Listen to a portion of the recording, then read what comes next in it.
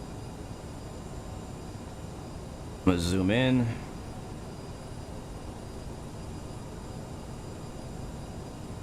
And we are at 8,700 feet. That is where we're supposed to be. I'm gonna give it a little more power. We'll put in those slats. Maybe flight beam will really. I don't know if that's a flight beam airport. That would be a good one. Flight beam could do it. They would be great at it. But I don't know. I wonder, like, maybe I might have to make it myself to actually get a good one. Alright, here comes Warmru. And there's really no point in looking out the window because we can't see nothing anyways. I'm gonna hit approach mode. We'll see if we can capture that loc. There's a loc. Glide slope is just above us. That's what I want to see. So last time I hit approach mode, and that's when I noticed I screwed up. I was like, I'm too high. The glide slope indicator was way below me. So I'm pulling the power back to get some speed down, and we'll go into flaps 1 or 8. It's actually 8 degrees. The nose is gonna start coming down here in just a second. This is gonna be a completely instrument approach because we're not gonna be able to see anything until we're pretty darn low to the ground.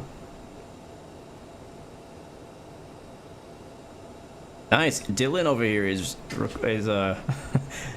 offering free airport fixes, so hit him up if you want your local airport fixed in some way. I'm sure it's like, you know, soft editing. It's nothing like crazy custom. That's good, man. I'm glad you get into the scenery stuff.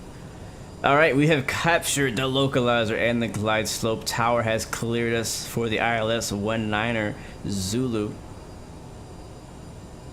And it is all in our hands now to make sure, well, actually it's in the plane's hands to fly the ILS correctly. So now we're depending on the plane to actually descend as well. One thing we have to manage is our speed. We're 5 miles out, dropping the gear. Landing lights are on.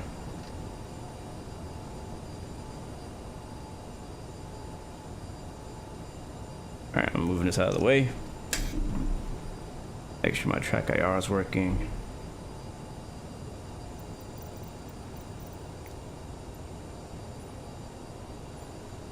There it is.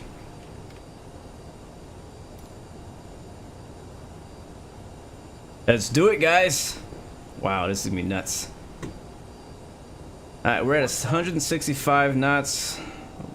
Be much slower. Maybe much slower, actually, yeah. Much slower.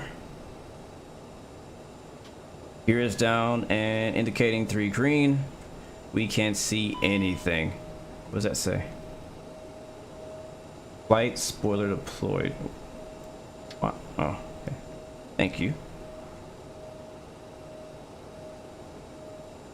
We're still in the ILS, still in the localizer and the ILS, so we're okay. 500. Oh, are you serious? Are we that low? 400. Oh boy. We might not see anything till the last second. Be ready, guys. Be ready. Be ready for anything. 300. I get nervous when I hear 300 and I can't see the ground. Oh, are you serious? 200. There it is. My aircraft. 100. Seat rate. 50. 40. 30. Hold it. 20. 10. And we're down. Reversers. Left rudder. Bring the nose down. Wow, guys. I have never done an approach like that before. Holy crap. A winter storm.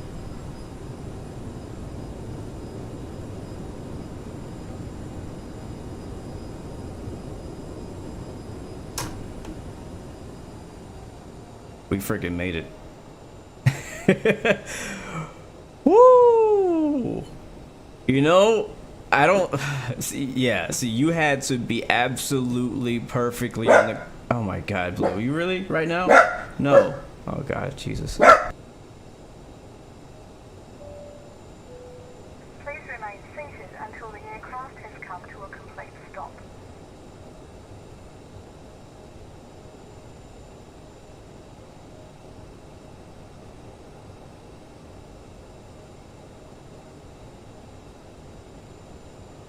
I hope he's done. Ladies and gentlemen, welcome to Jackson Hole, Wyoming. And James and his family have now been delivered. Hopefully you enjoy your ski trip. There's plenty of freaking snow here. We gotta find our gate. I was gonna park in the FBO, but just to show off the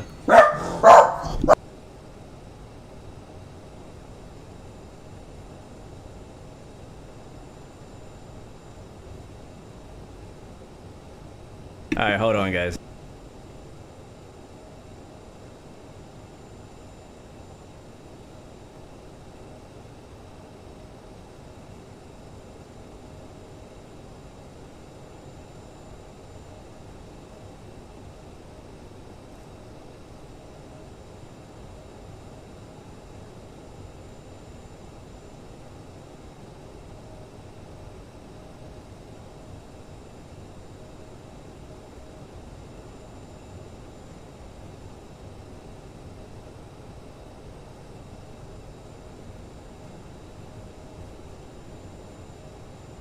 Stop the plane, somebody stop the plane.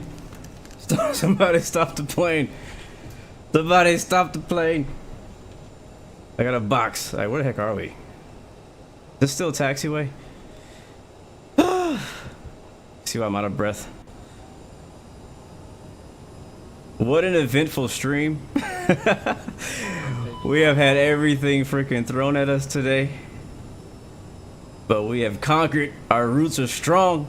You can knock me down, but I won't be down for long until I land. And today we have landed in Jackson Hole. All right, might need to call out the what do you call those things? The snowplow out here.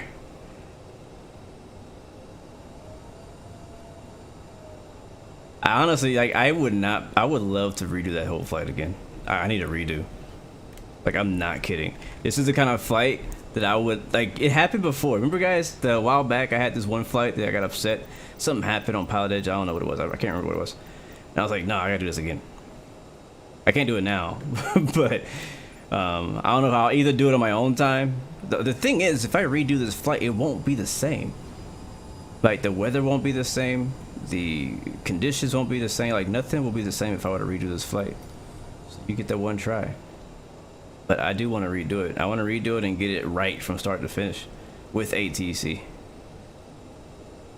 With ATC. All right, here we go. All right. Set the parking brake. I thought I set the parking brake before I got up earlier. That's why I got up earlier, because I thought I had the brake on. We here. We here. APU. Start up. Welcome to Jackson Hole. We got our package delivered. Yes, it says Toby on it because it is a Toby thingy. So I'll be trying that out later, maybe next stream, Wednesday. Poor Captain Canada had a negative 475 FPS crash. Oh man, well, we both not having a great day. I'm gonna have to text him like, bro, you all right? You need to talk. I know for him, like for me, 473, that's just another day.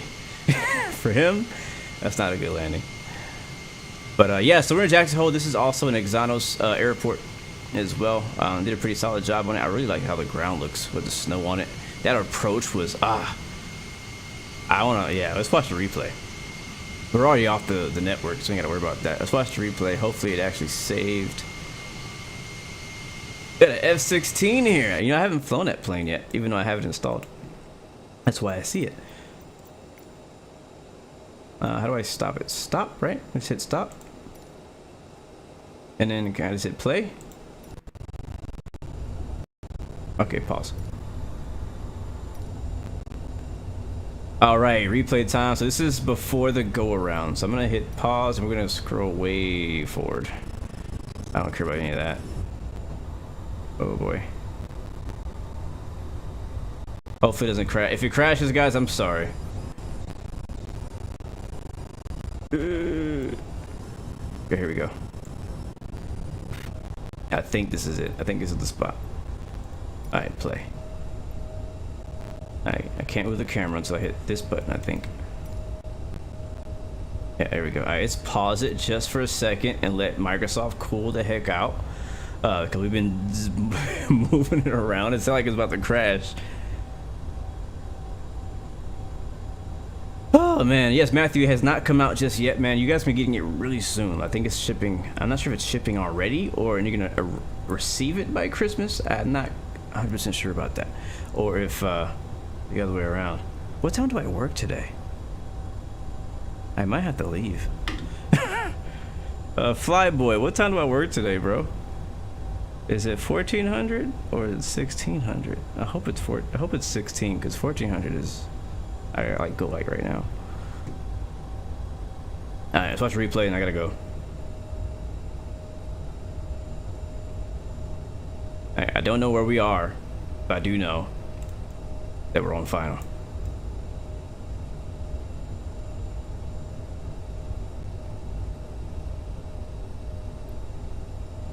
So if you weren't here watching it live, I can't remember at what altitude we broke out of the clouds and I was actually able to see anything. Oh, right here over the fence. How high are we at this moment? We weren't technically broken out. I still can't see the runway at this point. We are at 6,700. Airport elevation is 6,400. We are 600, 500 feet above the ground at this moment, something like that. Watch it. Wow, look at that runway. It looks really cool when it's snow covered. It is 1,600. Okay, I got time then. All right, cool. Thank you, Flyboy. Couldn't remember. It was a good soft landing, kind of to the left of the center line that we could barely see anyways, but I'm pretty happy with that landing. Given everything we had led up to this moment, I'm very satisfied with how that turned out. Let's watch it again from a different view. I think I gotta do this, don't I? Wait, hold on. I paused that. It's so weird the way this replay thing works. I don't know what I just done. What did I just do? Okay, there we go. Alright, play.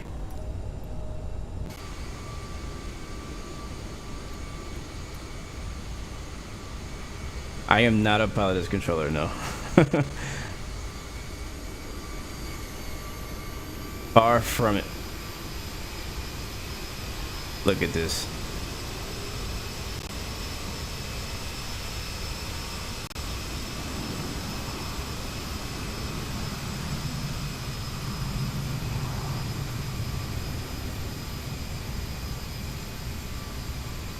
Wow.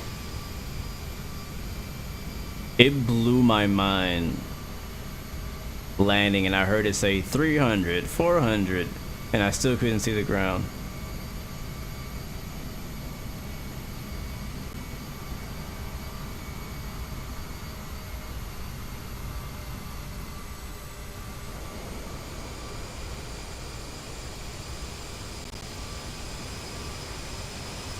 Not bad. Ah, sheesh. That was something else, y'all.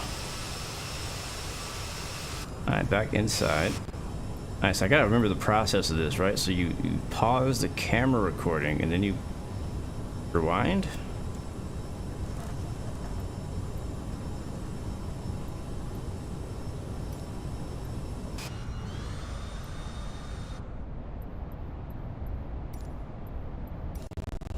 Yeah, I think it's how it goes. This cockpit definitely does not look like a 787 cockpit. Yeah, I don't agree with that.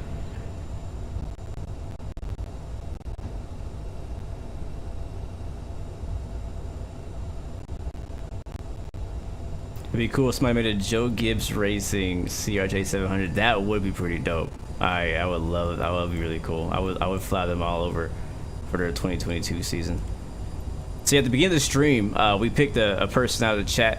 James is the person, and basically we simulated flying his family from Palm Springs to Jackson Hole for a free ski trip. Him and 9 members of his family. So that's what I was talking about earlier. I think this is a bit farther away from the airport where I just came in. I can't see anything. That's why it's hard to like pick a spot. There's a gear coming down. They're probably about 5-6 miles away from the airport. If I close this, will it stop the replay?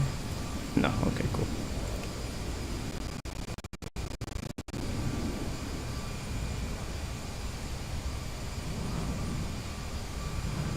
That was nuts, y'all. Like, I've never, yeah, I think about it, never done an approach like that. We're lucky there is an ILS. A lot of little fields like this don't even have ILSs. Is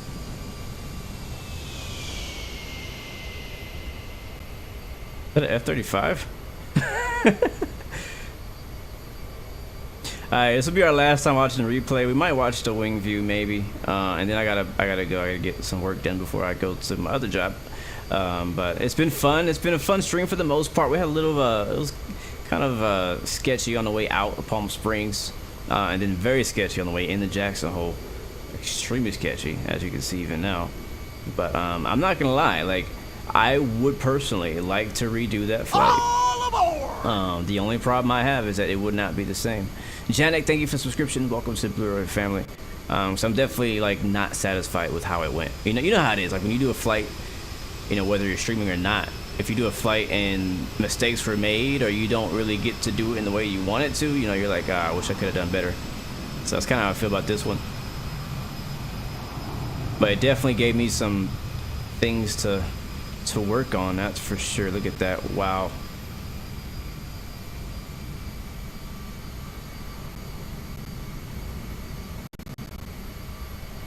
Glide slope, that ILS came in clutch. If only we could have caught the ILS the first time. But guys, welcome to Jackson Hole, Wyoming. This was an amazing approach. I love the challenge behind this approach. I loved the snow, the low visibility, the fog, everything just made this approach freaking epic. The scenery from Axonos. So cool. Tell you, man, winter has been a lot of fun. Looking forward to doing even more approaches like this throughout the season. All right, one last time, I promise, and then we're gonna go. Our landing rate, let me find out what that was. 205. So not horrible, not bad. Take it. Let me see if I can rewind again. So pause. Side view. Pause. Rewind.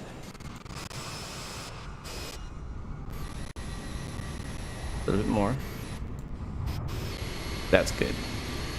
Alright, play. Play. Left wing.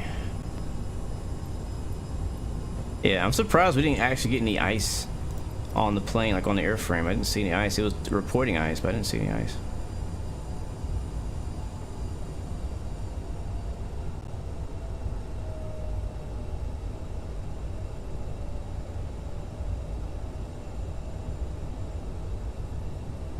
Wait for it.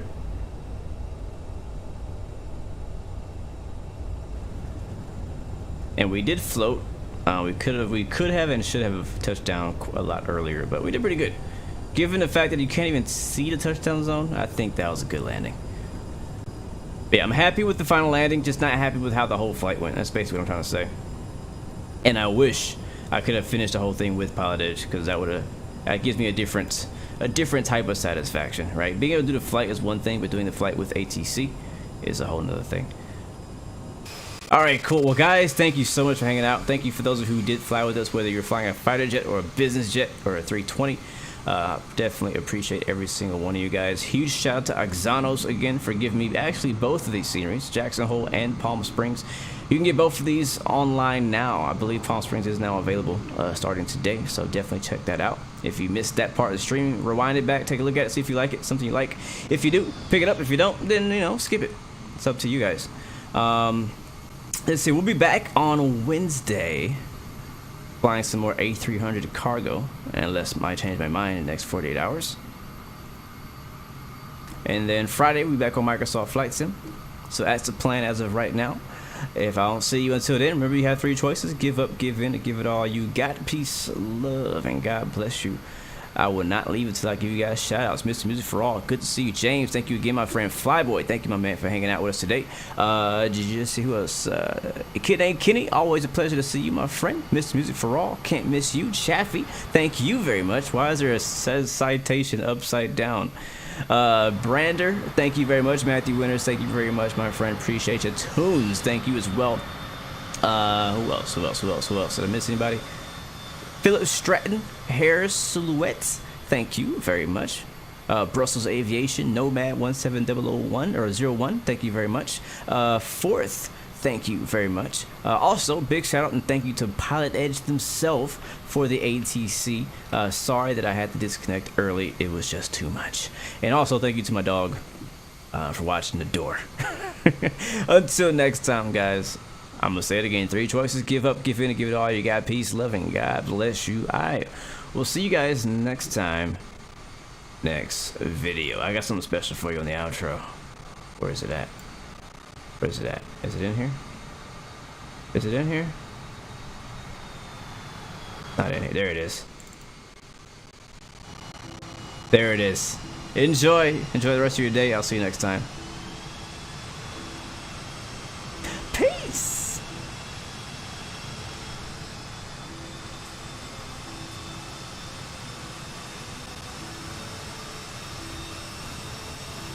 Upside down,